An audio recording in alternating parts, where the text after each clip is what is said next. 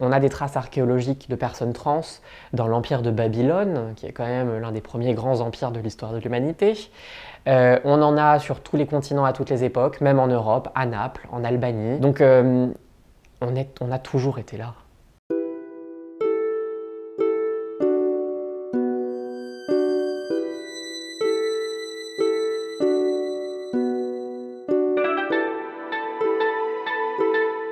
Alors, transgenre, c'est un terme qui vient du latin. Trans, c'est de l'autre côté, par exemple transalpin. De fait, les personnes transgenres, c'est le fait d'avoir un genre, homme, femme, non-binaire, il y en a plusieurs, qui n'est pas celui et qui diffère de celui qu'on nous donne à la naissance. C'est une donnée qui est vécue, qui est vivante, qui est une donnée d'identité, et de fait, chaque personne va avoir son rapport à son genre, mais ça, c'est aussi valable finalement pour les personnes cis. Et c'est quelque chose que je crois précieux à répéter, c'est qu'on personne vit son genre de la même façon que sa voisine, mais aussi personne vit son genre de la même façon à 17, 35, 47 ans.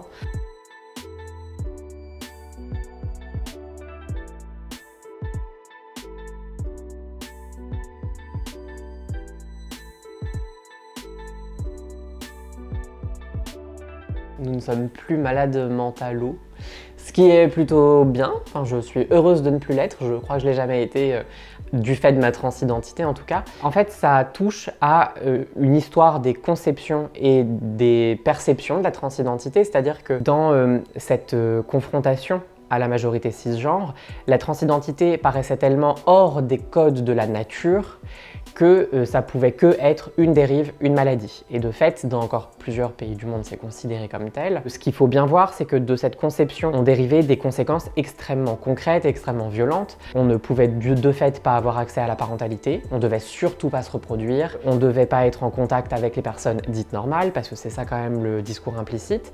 Et c'est ce qui fait qu'en France, jusque 2017, si on voulait changer d'état civil, il fallait être médicalement stérilisé.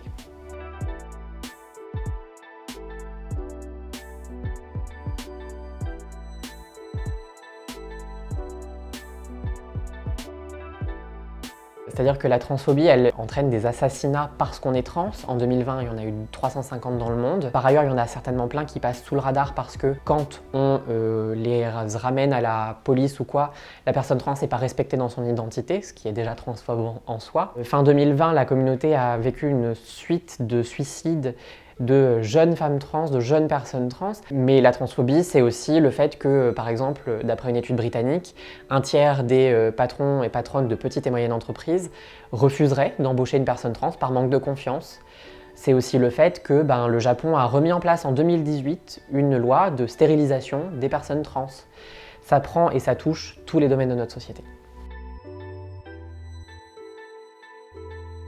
Du fait d'un statut de minorité, et du fait aussi d'une curiosité pour cette différence, tout est autorisé. La sexualité, le corps, les changements, la transition, c'est vraiment des obsessions. Et en fait, on nous rappelle toujours que parce qu'on est une minorité, on doit quand même se faire comprendre et de fait, on doit parler. C'est quand même un rapport d'une forme de domination, parce que en soi, pour respecter une personne, on n'a pas besoin de la comprendre. Je parle pas japonais, mais je sais que c'est une vraie langue et que, voilà, j'ai pas à en débattre.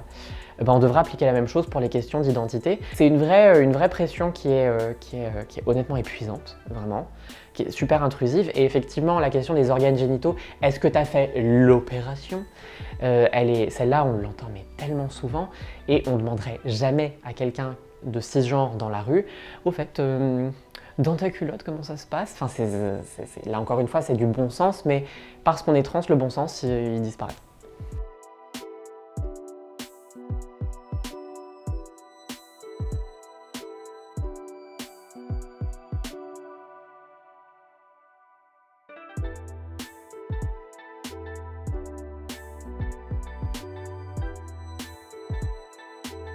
Si j'étais une fée, demain, on se réveillerait sans problème de climat, avec un gouvernement où Rokhaya Diallo serait ministre de l'Éducation nationale. Et puis surtout, en fait, je ferais peut-être pas en sorte qu'on se comprenne parfaitement tous et toutes, parce que je pense qu'on n'a pas forcément besoin fondamentalement de se comprendre, mais en tout cas, on s'apprécierait même dans ce qu'on comprend pas.